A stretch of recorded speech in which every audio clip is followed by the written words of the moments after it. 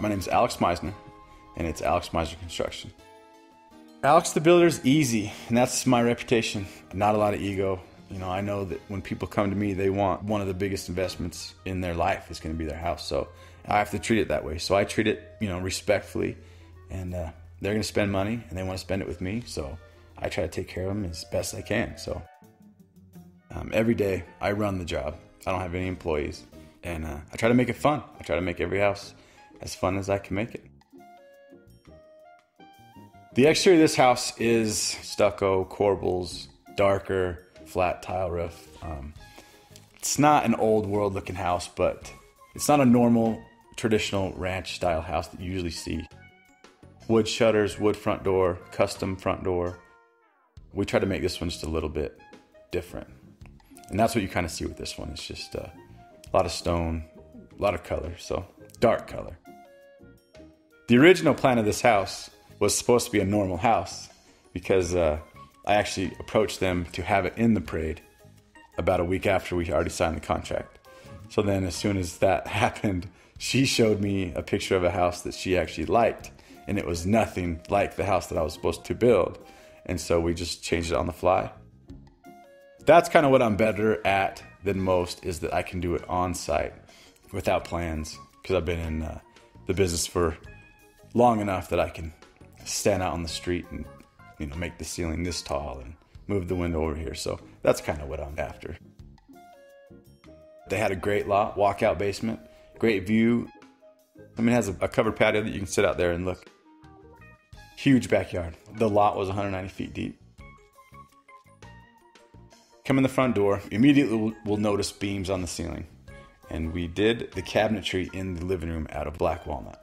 It's stained pretty dark, and it's very pretty. You won't know it unless you stare at the beams, but it's faux paint. It's just drywall, square, corner bead, and it's faux paint. A local guy here in town, he's an artist. It's actually not paint, it's wood stain, but he twisted the brush, put knots in it, and it is full-on walnut-looking, stained drywall. You could not tell unless you were told that it was paint. Like most of my houses, the ceilings are not flat. They raise in the entry, they raise in the living room. I try to define the space that each space has. So it's just exactly popped up over the living room area. The entry's popped up, the kitchen's got to pop up. Come in the entry and you turn left and you'll see the kitchen. Traditional white stainless steel knobs, new aged quartz, very sparkly. The backsplash is going to be white with a nice mosaic on the back of the oven. And then in the ceiling in the kitchen, we did a 4-point vault, 8 inches to a foot, tongue and groove walnut on the ceiling. That's mixed in with some mini cans.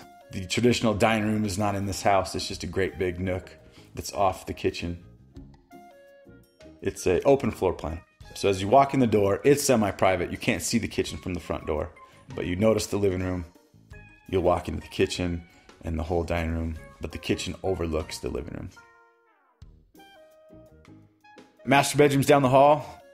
Chandelier from the ceiling. It's not a ceiling fan, it's like a chandelier. Very square. The ceiling also has a little coffer. And that leads you into the master bathroom. The bathroom's got walnut.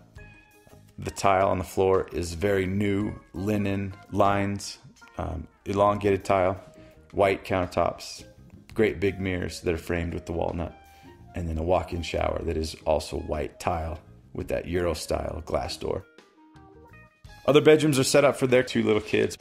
The bathroom's plenty big enough for at least 3 kids if they needed it. This has a full finished basement, 3 bedrooms, a bathroom, a great big living room with a section for a future media space. The garage is not quite a 3-car, but it's a 2.5 with a very deep 3rd section, and we actually put a 4-wheeler garage on the back of it. But from the garage, you actually go into the laundry room before you get into the house. Very good sized laundry room. We actually put lockers along with a lot of cabinets, hanging space. It's only 1,800 square feet, so it'll kind of surprise you.